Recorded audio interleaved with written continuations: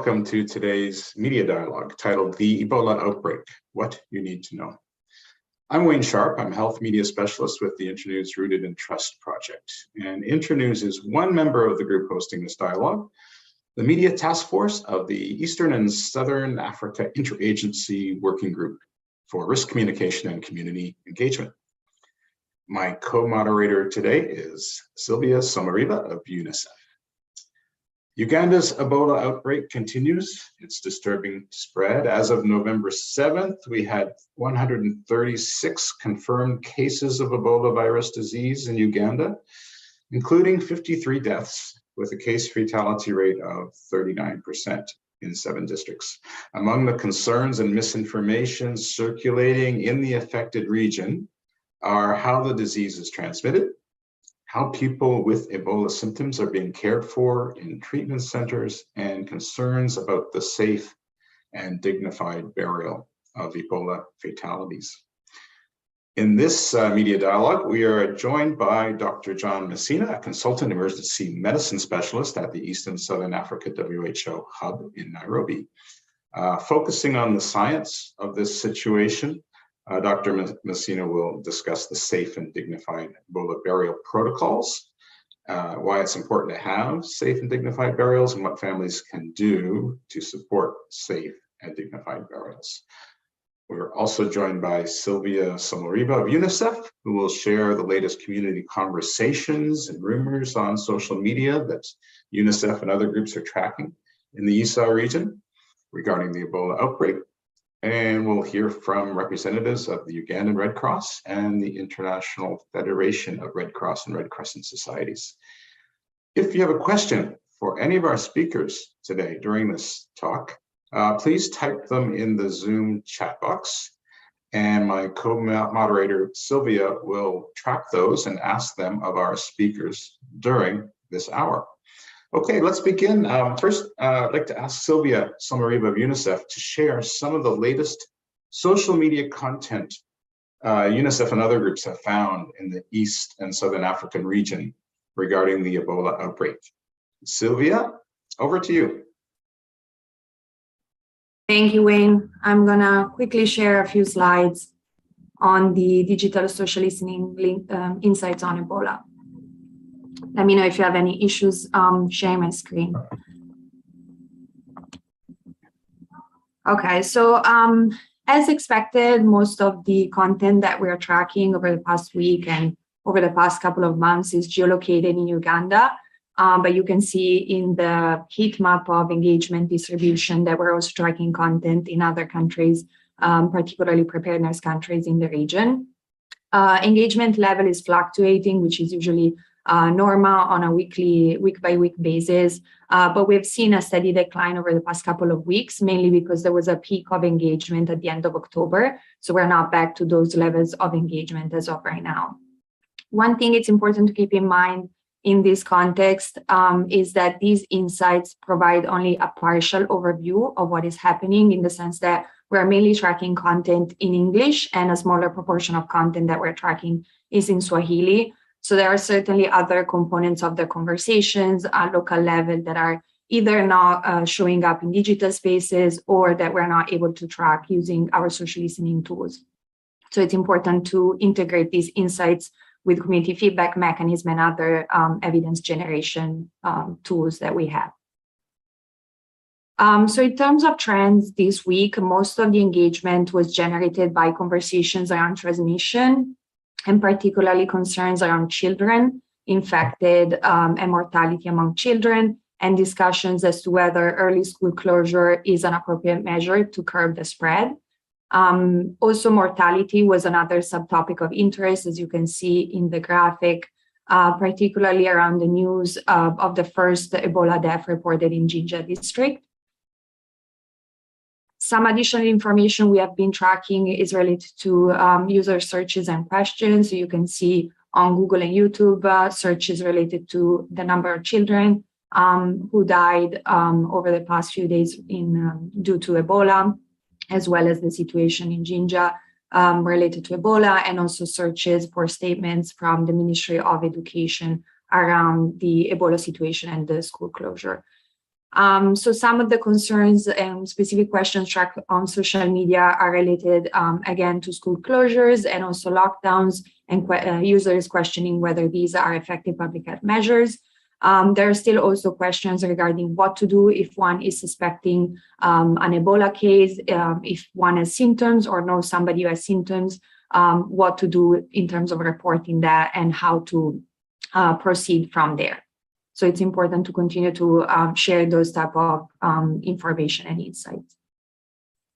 And then finally, in terms of rumors and misinformation, a lot of the content we have tracked over the past week was related to claims that Ebola is a business and a way to attract foreign funding. Nothing particularly new. We have been tracking these since the beginning of the outbreak.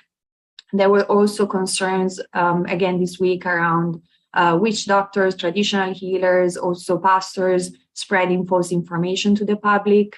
Some residents complained, particularly Mukono district, were complaining that some of the leaders there were saying that people would not get infected if they were continue to pray or give offerings or participate in specific rituals. So this was a part of the conversation online, as well as also some conversation related to safe burials, which of course is the main topic of the dialogue this week. There was more engagement around this last week, but this week, of course, as well. It was mainly referred to sort of blaming certain communities for their practices and concerns that people are exhuming bodies after the burial teams leave.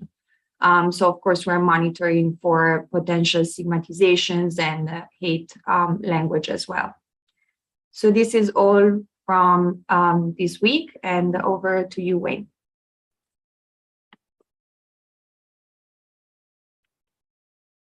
Thank you very much, Sylvia.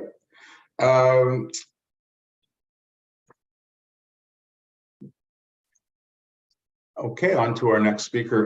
Dr. John Messina is an emergency media physician and a fellow of the College of Medicine South Africa, and he's currently working at the East and Southern Africa WHO hub in Nairobi as a case management consultant for COVID-19 emergency preparedness and response.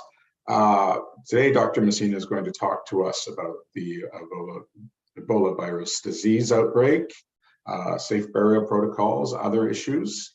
Dr. Messina, welcome back to the Media Dialogue. Thank you so much, Wayne, and good afternoon, good evening, or good morning, depending on where you are getting us from. It's good to interact once again. I think the last time I was here, we were talking more of COVID, and this time around, I think we'll dwell so much on the safe and dignified burial practices for the Ebola virus disease. And I think Joseph is going to give more of the details in terms of the procedures and the barriers. I'll, however, try to outline a few things in terms of the transmission of the virus, and then I'll also try to see if I can give a few points on the key aspects when it comes to safe and dignified burials. And I think. So what I want to say really is that we do acknowledge that the safe and dignified burial of patients that have died from Ebola has been acknowledged as an important intervention in both the control and also the containment of the disease. And this has been a major component when it comes to outbreaks, even in the previous outbreaks in 2013 to 2016 in West Africa Ebola response. And we've seen how this has a great impact on the community aspect and also on the families of the deceased. And I think it's an important topic that we just have to zero in and see how best we can support the families and also support the teams on the ground. The virus itself really just spreads through direct contact, as we know, and this is usually through such as broken skin or mucous membranes in the eyes or in the mouth or in the nose, And this is really through contact with either blood or body fluids, such as urine, saliva, feces, vomitus or breast milk, including amniotic fluids and semen of a person who is sick or with a person who has died out of the Ebola. And that's where I think this topic becomes very important. And of course, it can be transmitted through objects such as clothing, beddings and needles and medical equipment that are contaminated with the body fluids from the person who's been sick or who has died from Ebola. And sometimes there's also, you can be infected with consumption of non-human primates such as the bats and such as apes and monkeys, and this is what we've seen mostly in terms of the consumption of bushmeat, and that can cause transmission as well. And then let me also just have one or two sentences in terms of the transmission through sperm from a man who has recovered from Ebola. This can be through vaginal or anal sex or oral sex, and the virus can actually remain in these fluids that we know for up to a period of 6 months to 1 year. And that's why it's very important that after recovery, we need to counsel these patients in terms of safe practices. And then also when people become infected with Ebola, they do not show the signs and symptoms there and then. And the period between exposure and having the illness and having to transmit is largely unknown in terms of the incubation period, but it's ranging between 1 to 7 days or 1 to 10 days. And the person can only spread the Ebola after they have developed the symptoms. And there's a few myths and misconceptions in terms of the transmission through food. However, there's no really evidence. In certain parts of the world, the virus may spread through the handling of consumption of wild animals, like I've said, and there's no evidence that mosquitoes and insects can transmit.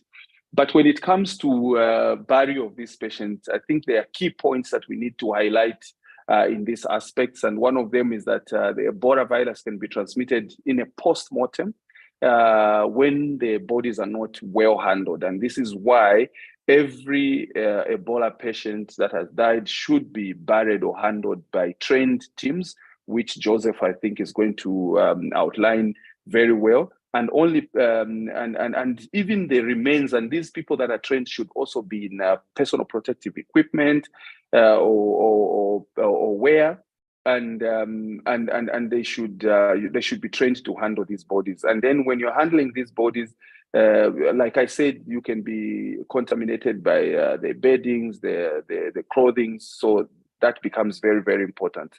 And we advise that they should not wash the body, they should not clean the body, they should not embalm the body, and they should not perform autopsy unless it's really, really indicated, because that's where the source of contamination comes in. So there's so much evidence to show that even after the body, after the person is dead with Ebola, they can still transmit from these body fluids. So let me pause here and give a chance to Joseph and the team to give really the outline of the teams in terms of the safe burial and also just how they interact with the community. And then I can take questions from that side. Thank you so much, and over to you. Thank you very much, John. Okay, yeah, I'll hold on for questions for a bit longer, and we'll move on to our next speaker, and then we'll have some questions, I think, for the whole group. So now I'd like to welcome Joseph Kasimba, the Safe and Dignified Burial Technical Lead with the Uganda Red Cross. Joseph will update us on the SDP process and protocols, how to stay safe during a safe and dignified burial, how family members can safely be involved in the burial, and other issues in this area. Joseph, welcome to the dialogue. And I also will mention that Bronwyn Nicol the International Federation of Red Cross and Red Crescent Societies, IFRC. IFRC's Epidemic Preparedness and Response Coordinator is also on hand to answer any questions. But for now, at this moment, I'd like to turn things over to Joseph Kazimba. Joseph, welcome to the Media Dialogue. Thank you, Wayne, and thank you, colleagues, for this opportunity. This is my first time to be here. I'm grateful to have this opportunity to share the experiences that we have and what we are doing in this response. As mentioned by Dr. John, SDB is an important component if we are to control an epidemic like this, if we are to control EVD. So when we are doing SDB, basically about the process, we have principles that we follow. We have guiding components for SDB that include consent by the family and the community at large, then having a trained and equipped barrier team that can safely handle and disinfect the community. Then we have the aspect of dignity and respect to the deceased and also to the family of the deceased. And also we want to, when we are doing SDB, we want to appreciate the fact that the family and the relatives to this deceased grieve. So we give that time for them to grieve. Then also importantly, and I think why the main reason why we do SDB is decontamination and disinfection of the site and the home and the environment where this body is or is picked. Then the other principle that we move with, or the guiding structures we move with, is the community engagement. We do a lot of engagement because we appreciate the fact that for some of these communities, what we do in SDB, the protocols we do, the donning that we do, the discouragement of doing some cultural practices or rituals is new. So you need to engage them, talk to them, make them understand what we do. Then we have respect, dignity, with respect, which ultimately yields into acceptance within the community. Without this, you might have issues. Yes, you might force people to do a burial now, but tomorrow you'll come back and they'll just turn you out.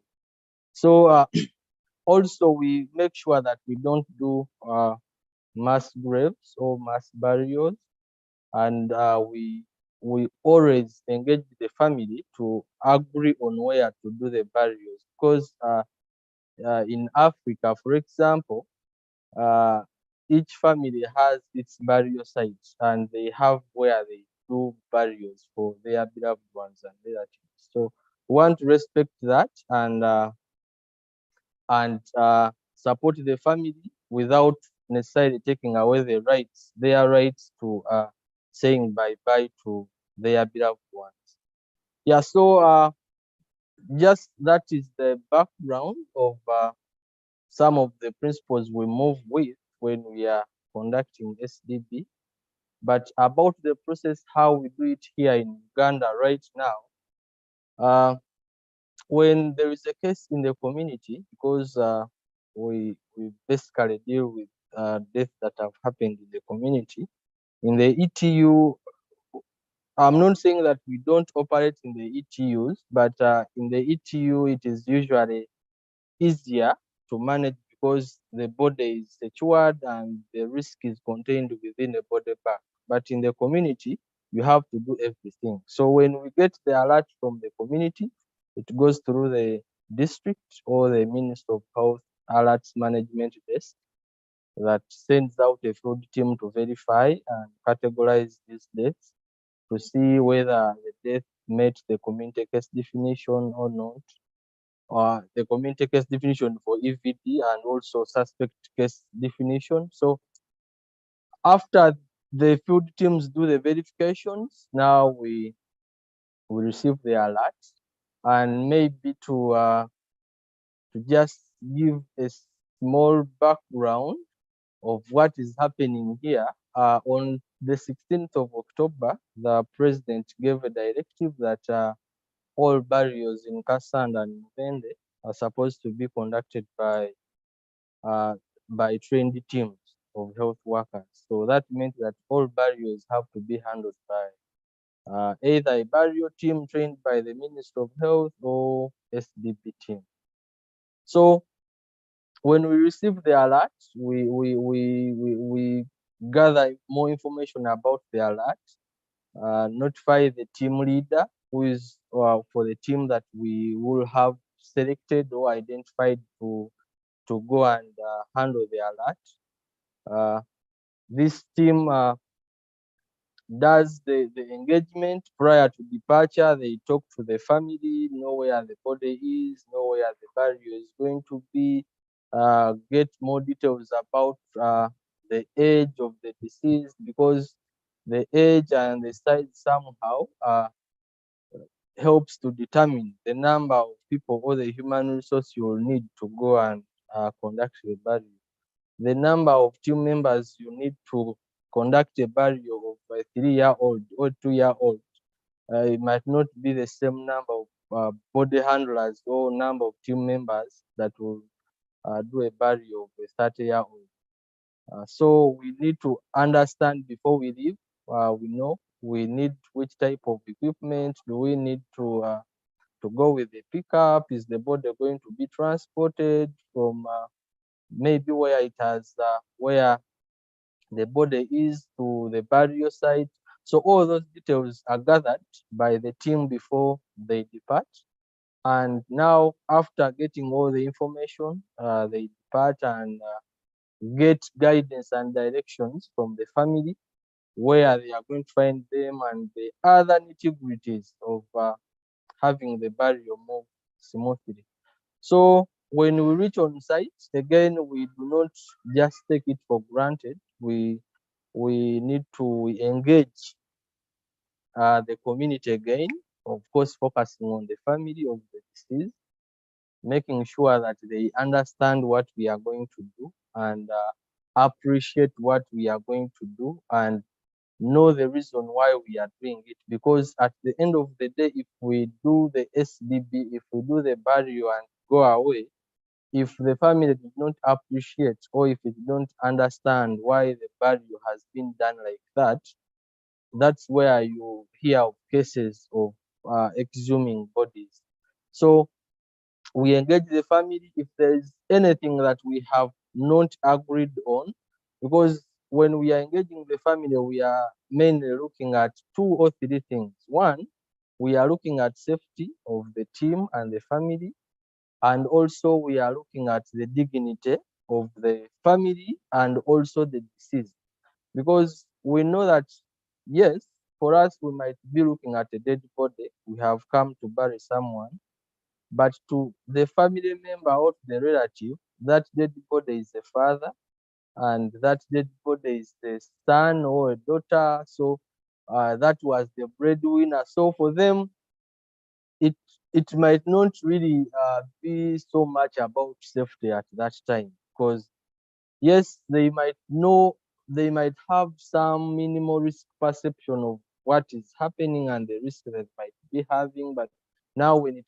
comes to losing someone, somehow emotions take over, and you need to engage them and make them understand why we are doing some of the things and why some cultural practices might pose more risk to them. I can give an example on that. It was last week when we had a case of a lady who was heavily pregnant. She passed on, and in the culture here has it that whenever someone dies when they are pregnant, in other words, each grave should have only one person. So if a lady passes on and they are heavily pregnant, the fetus has to be removed. So in other words, a cesarean section has to be done to get that body, get the fetus, and the fetus is buried in a separate grave. So we had this encounter last week where we picked a body from a different sub-county. We talked to them, they agreed on what we were going to do, they understood the risk because this person had actually met the community case definition for EVD and it was a sudden death.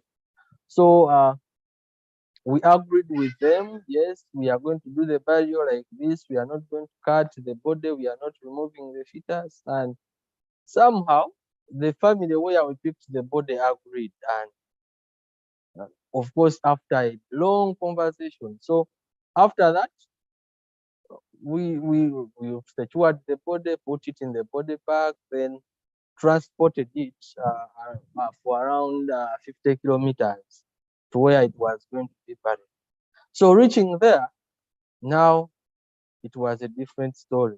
The other side, we had agreed with the family that was there, and a burial will be done without separating the fetus from the mother or from the body. And reaching this other side where the actual burial is going to happen, actually, the family or the community there was not in agreement with that arrangement. They did not want to violate any cultural practices concerning burial. So fortunately, along the way, we had some volunteers on site, and they gave us some information that what is happening here, people have already made 2 graves. So 2 graves are already there. So that means if you're bringing one body, that body has to become to one, that body has to be cut open and they pick the fetus and do the burial for both the mother and the fetus. So somehow now we again started re-engaging them. We engaged the leadership in the village that helped us reach to the family. Then still somehow the section of the community was in agreement with conducting the burial the way we were proposing, the way it is supposed to be done in terms of safety and uh, in order to prevent in case it was an EVD case, because it wasn't by then a sample was taken but results were not yet out. So a section agreed, and at when they allowed us to proceed to do the burial, still the family, now the father to the lady, was not in agreement with the arrangement. And he was saying that at least get for me a bit, and I cut on that body so that a small blood comes out, and for me I'll be contented. Somehow we had to have a lot of engagements with them, and before we knew it, it was already coming to 6:30. It was already becoming late. And if we had insisted to proceed and have engagements, you never know what happens. And when it is becoming dark, it is no longer safe for the team. And also you cannot know and see whatever you're doing, which is risky for the team that is performing the process. So we agreed with the family that now, since the sample has not been taken, let's first take the body back to the regional referral where there is a mortuary. We have the results out. Then if it is negative, then we can discuss the other details. If it is positive, then you will have no choice but to understand the situation that we are in and the disease that we are fighting. So yes, we left the home. We did not do the burial then. We took the body to the regional referral that is around again 40 kilometers away from the village. But when we left, somehow the chairperson was calling us to come back. That now the family has agreed, but it was already getting dark, and we couldn't risk now going back, because you go back, they might do anything, smash your cars, what. The situation might get out of control, and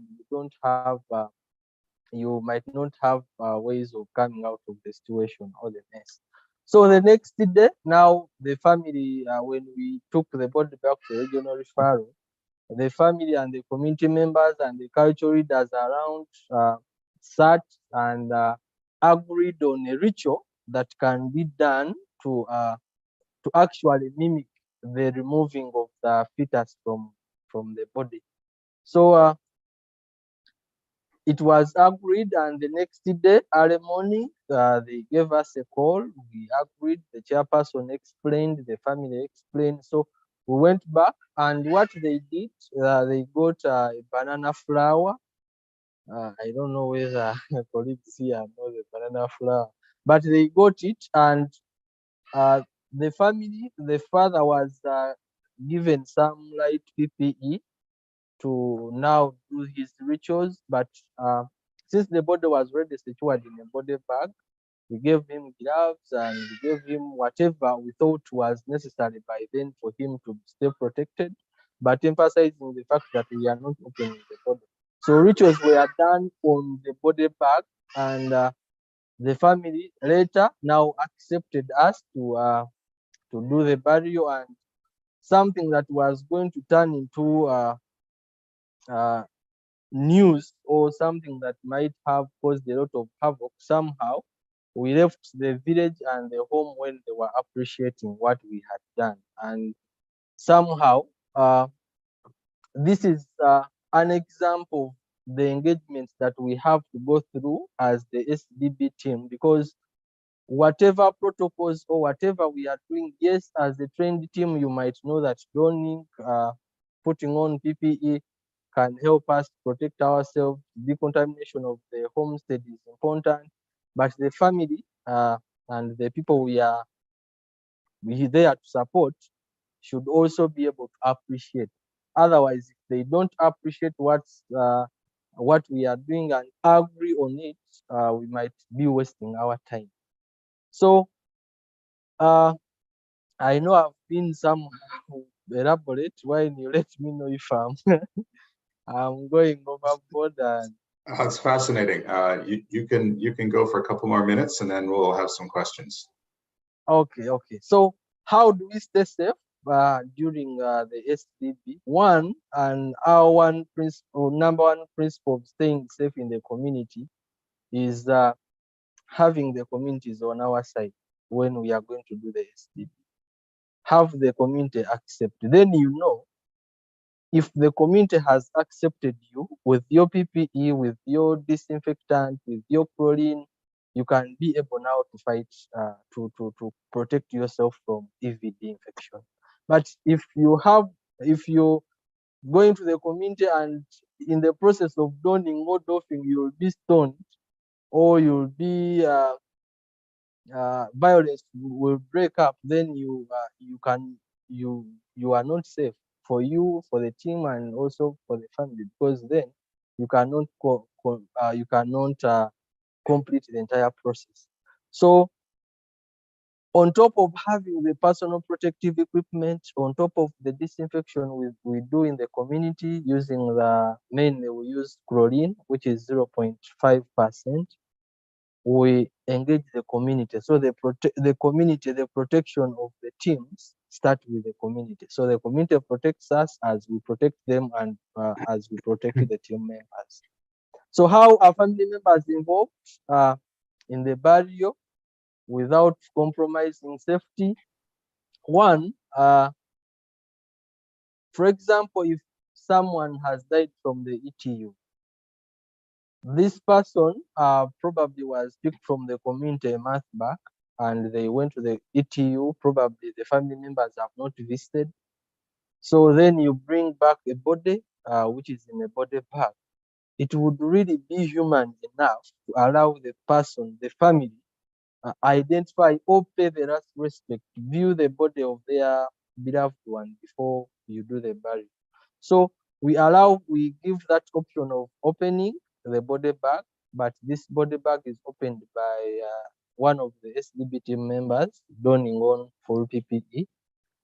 Also, we don't just do the opening, we first sensitize the community, tell them what we are going to do and how we can safely do it. So the family can you, identify the body and all that.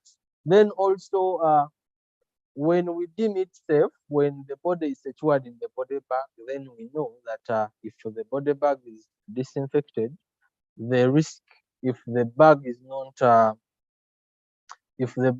not maybe torn, if it is not compromised, then we know that now the risk is contained within the bag. There we can allow some family members, probably we give them some PPEs to don and maybe lift the body to the grave and also add soil to the grave. And the things that we think the family can do safely without compromising their safety and the team's safety, we allow them participate in sending off their beloved ones. Who to call or to speak to if we raise the community alert? We have contacts of the district alert management desk, which the community is called through, then they provide the information to the SDB teams that are later deployed. Yes, as we are doing this, I know we have challenges, but we have always tried to mitigate them on site. And now with the new directive, somehow one of the challenges we have is some communities actually do not, some report late. So by the time the district gets to know about the death, and also by the time the team gets to know about the death, it is already 2 days after the death. So somehow by the time the sample collection is done, verification, it might take some time. So this lapse in the reporting time somehow affects the efficiency and also our response time, because we cannot just dream of someone dying in a certain community. It has to be reported. So we have that gap of rate reporting from communities. And then as for the team, what the team members are doing is new, and it has some psychological aspects attached to it, and barriers somehow is death is something that is not perceived very well by everyone. I think all of you can bear witness with me. Anything involving death is a bit scary. So there is some stigma that moves around or supporting SDB. So some of the team members, their families, their community members think that they are having EVD. For you, don't come near us. You are sick. You want to infect us. You want to kill us. So somehow they are stigmatized. But that is something that we are handling, and we are engaging the communities to have this stigmatization due to the myths around EVD addressed. Then, yes, of course, we have some mild resistance in the community, but this is something that is expected. You cannot just come up with something new and you expect everyone to welcome it. This is the first time we are having EVD in this region. So SDB has not always been done here. So this is the first time. So you expect people to ask questions and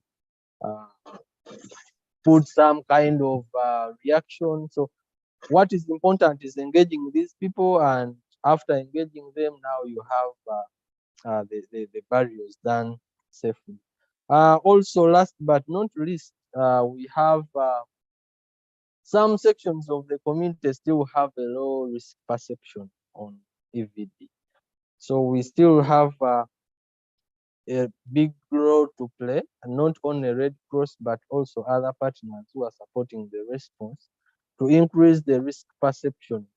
So if we increase the risk perception, people appreciate more why we are doing certain things the way we are doing them.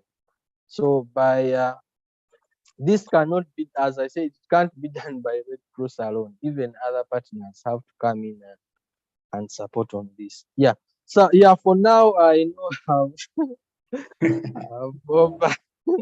but for now I can leave it here, and I welcome any questions. Yeah. Thank you so much for listening. Over to you, Wayne. Thank you so much, Joseph. That was really interesting and really gives us, you really painted the picture of how difficult and sensitive the work of the safe and dignified burial teams is. That was really informative. We have questions, and we also have another speaker. So you're going to put out a couple of these questions, and I think Dr. Messina, this first question is from UNICEF. What happens if someone dies of Ebola in Kampala? What is the protocol for that? Can you take that question, John? Thank you so much. What happens when someone dies of? Sorry? I was asking for, I was hoping John, Dr. Messina might answer that, but I'm not sure if he's connected, but thank you, Joseph. John, are you there? Yes, I'm around, but I think Joseph will be well positioned as he's even on the ground. So Joseph, you can go for it. Thank you. Yeah, so whereas we are, much as we are doing SDB in Mubende, we have also teams in Kampala that can support the EVD deaths that might happen in Kampala, where there is need to maybe transport the body to Mubende. So there is that arrangement that is done between the team in Kampala and also the team on ground to see that SDB is done for every case that happens, not only in Kampala, but all over the country. Thank you. Thank you.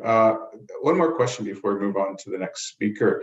This is from Sumaya Luwedi, an administrator at Dwanwa FM Kabaramaidu in Uganda. And the question is, I think for Dr. Messina, how should we advise our people to avoid contracting Ebola? Yes, thank you so much, Wayne. And I think that's a very important question. It's all about the risk perception and also about the transmission modalities. So maybe what we can start with is we need to educate people on how the virus is transmitted. And I think I quickly ran through all the modalities of the transmission. But I think what is important is just the contacts and also the risk perception and also the circumstances surrounding the some of these cases. So how we protect ourselves. First, we need to know have we been exposed or not, and where are the cases. We need to know exactly where the cases have we been exposed to this. So healthcare workers do have a higher risk of getting infected. These people that are working with people that are infected and taking care of the sick definitely do have a higher contact. Also, family members of the person that was infected or died from Ebola also do have a higher risk because of the contacts that they share with these people. Of course, there's a very low risk perceived to travelers and general public if they are not taking care of sick patients or if they have not been in contact. And if we say in contact, this is within 3 feet or 1 meter of a person who is sick with Ebola or has died of Ebola. That's the contact that we're talking about, or even being in contact with the body fluid or the blood. So there's a very low risk perceived to travelers or a general public when it comes to close contact. But I think what is important is the family members and the people that are close, the friends, the closest friends to the people that are sick, and also at what time were you close with this person. If you are close to the person who has the Ebola virus and they are showing symptoms, I think you have a higher risk, and that's what we should really look out for. So it's the contacts of the contacts and also the contacts to the person that has been sick. And of course, healthcare workers have got a higher perceived risk because they're taking care of these patients. And that's why we are emphasizing on personal protective equipment and also having safe and dignified barriers, because that's where the contacts are really coming into play. Thank you, and over to you, Wayne. Thank you so much, John. Okay, now, so we've heard a lot about all the sensitivities and the difficulties, the challenges of safe and dignified burials, but what about how do journalists cover these issues? What are the considerations they have to take into account when covering these very challenging and difficult topics? To take us through that, we're joined now by Kate Thomas. Kate is a pandemic media mentor at Internews. She provides guidance to journalists, including working on the Rooted in Trust project, which is the Internews global response to COVID-19. Kate's going to talk to the journalists on this call now about ways in which we can approach reporting on the sensitive issues of safe and dignified burials, the treatment centers, and other aspects of the Ebola outbreak. So Kate, welcome to the dialogue. Thanks, Wayne. Thanks for having me. So I will, as Wayne says, talk to you for a few minutes about what to do if you're a journalist and perhaps you've been asked to cover a story about safe and dignified burials. Perhaps it's something that you would like to write or report or do a radio piece on.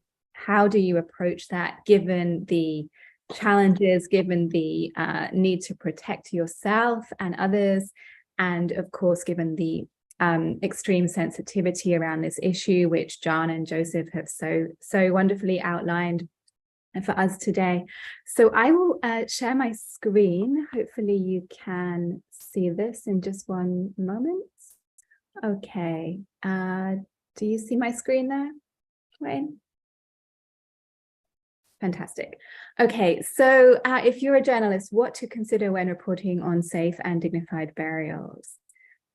So first of all, think about the science. So the dead bodies of people who've died from Ebola are extremely contagious, can actually be more contagious than somebody who is alive who has Ebola because of the way that the virus replicates. So it's really important to put the science first, speak to reliable and accurate sources, research the science and the why of why safe and dignified burials happen. It's not, as some people fear, designed to take the body from the family, but it's actually designed to protect the family and community. And so the science behind this is an important aspect of any story that includes safe and dignified burials. And by including it and speaking to reliable sources like those we have here today, Joseph and John, you can inform the communities that you serve as journalists about why this happens. Because of course, like Joseph was explaining, when something new like this happens, there's a lot of fear, there's a lot of mistrust. Of course, burial practices are age-old practices to honor the dead. It's an important ritual throughout time. And then when that changes, of course, people are likely to have some quite strong feelings around that. So bringing in the science and explaining why this happens is really important. And then secondly, community concerns. So we don't want to gloss over community concerns. They're really important. It's important to understand and empathize with your audience as a journalist about how and why the different burial practices vary between communities, religious groups, and ethnic groups. And for example, many people understandably feel that they are being deprived of a normal burial and the opportunity to wash and grieve the dead, especially in some Muslim communities where funeral rites normally include washing the body. So again, I just kind of want to encourage you to think about the reasons why people take time to come around to that idea, why we have these stories, these events of bodies being exhumed and taken to different burial sites. People really are very strongly attached to pre-existing burial practices. And as a journalist, it's really important that you think about and write and report about why with empathy and understanding. So yeah, you can do both. You can report on these stories by sharing the science and the human story of how that affects a family. And I think Joseph told us a really important, interesting story like that. And I think there's real scope for thoughtful reporting on instances that happen like that as journalists, and how the amazing work that the Safe and Dignified Burial teams do in really approaching this in such a thoughtful, empathetic way, while also having to honor these practices that protect everybody else.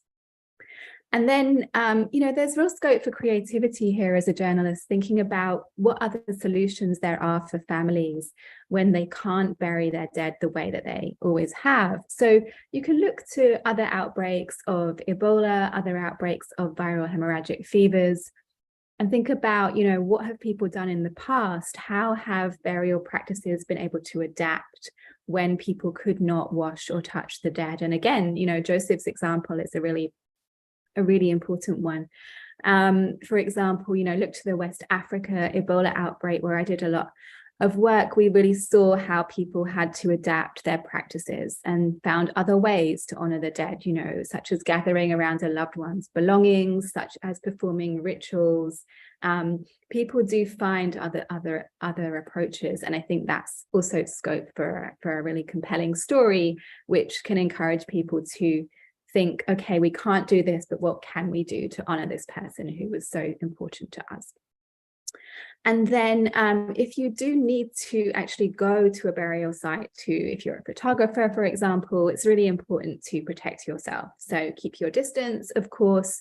Remember how infectious a dead body from a patient who died from Ebola is. And of course, there's no story worth risking your life for. So it is very possible to cover the human story behind safe and dignified burials while keeping your distance. The usual practices that we recommend: avoiding shaking hands, and staying as far away as you can. And then there are other story ideas you can do without having to actually go there. For example, we saw this in Liberia Ebola outbreak a lot. Several stories about interviewing safe and dignified burial workers, after their shift has ended, about what it's like to do this kind of work, what are the challenges they face, and there are so many, but protect yourself while doing so. Avoid shaking hands, wear a mask, just because Ebola can be in body fluids and can reach mucous membranes through the mouth and nose, as John outlined. And even better, if you can do the interview by phone or WhatsApp, if your network signal allows for that, then you remove all risk. So yeah, lots of different approaches to covering stories about this while protecting yourself and really honoring all of the strands here: the human story, the science, and the really important work that these teams do. And then one last point before I wrap up, just a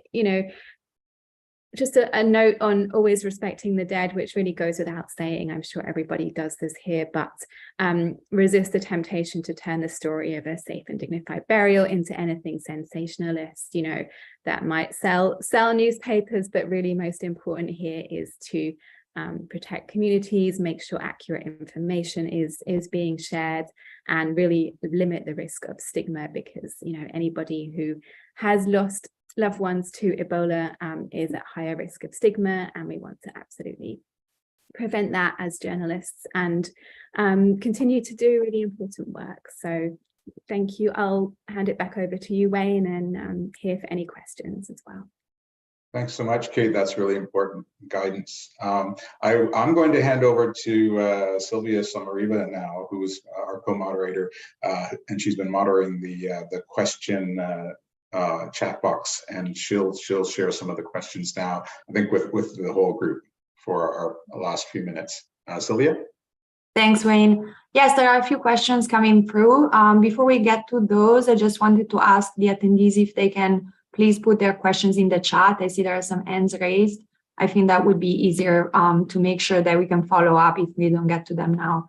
But yes, one question, some of the questions we have been seeing are related to treatment centers. So the question is, could you please walk us through what happens when someone with Ebola symptoms shows up, who is transferred to an Ebola treatment center, and sort of what can the family members of a patient do, and how can they be involved in the treatment and recovery process? So maybe this could be a question for Dr. John or any other panelist as well who wants to jump in. Yeah, sure. Thanks so much, Sylvia. And I think quite important aspects of the Ebola response as well, and in terms of controls of epidemics as well. So let me start by saying, you see, we do have response in two arms. So one of the responses that we need to ensure that there is infection prevention and control in the Ebola treatment center. That's number one, and that's paramount, and that's very, very important, both to protect the healthcare workers and also protect the patients as well. And then two, we need to ensure that these infection prevention and controls are also in the non-Ebola treatment centers. Because remember, the patients with symptoms do not know which one is the Ebola treatment center and which one is the non-Ebola treatment center. They will show up at any hospital, and we've seen this. The patients will go to a local clinic with symptoms of Ebola, and then they will be transferred. So I think what is very important is that, and remember, as the Ebola pandemic is rolling, all the other diseases as well are still going on. We still have patients having malaria. We still have patients with diabetes. We still have patients with hypertension. So we cannot totally close the services to the people that are ongoing with other diseases. But we should ensure that there's protection for those patients that don't have Ebola and those patients that have Ebola showing up at a health facility. And this is where infection prevention comes in non-Ebola treatment centers and also in Ebola treatment centers. So for example, and this is a very good classical example of what is happening everywhere. And of course, you're going to find that if you restrict the services, and we've seen this and we've learned this from the COVID pandemic, where most of the services were scaled down and people actually started having mortalities secondary to other diseases, not really necessarily the Ebola or the COVID. And this is what we somehow want to see, how best we can handle this. And this is where the community comes in, and this is where the healthcare workers comes in, and this is where the treatment centers as well comes in. So if the patient comes with Ebola symptoms at a non-Ebola treatment center, ideally we do what we call screening. So we screen them, we ask them certain questions. As we screen them, we do have the safe distance, we do have the minimum self-protection equipment like gloves and a gown, and we ask questions to screen. And then once we ask questions to screen and see if the patient is fitting into the definition or the probable case or the suspected case, then we can alert the system to say, okay, I have a patient here consistent with the symptoms of Ebola, but we haven't yet done the test. Okay, so now what we do is this patient will be safely handled to protect the community, protect the family, protect the patient, protect the healthcare workers as well. Then the patient will be taken to a transmission center, or a center where now we do have all the personal protective equipment to protect the patient, protect the healthcare worker, and see how best we do the diagnosis. We get the samples, and then we do what we call a triage. In terms of the triage, we want to find out that is this patient sick enough to be admitted? Is this patient really a true alert? Can they be a possible case? But taking care of the protection for the healthcare workers as well, and the patient and the other patient. Once we take the samples, we take everything, and then the results have come out positive. That's when now we transfer the patient to the Ebola treatment center. So there is if the results come back negative, the patient can go back to the facility where the Ebola is not being treated, and they continue treatment. So remember, there has to be a continuum of protection, both for the patient and the healthcare workers, and also for the patient and the other patients in the facilities that do not have any symptoms. And there should also be protection from the patient and the family members as well.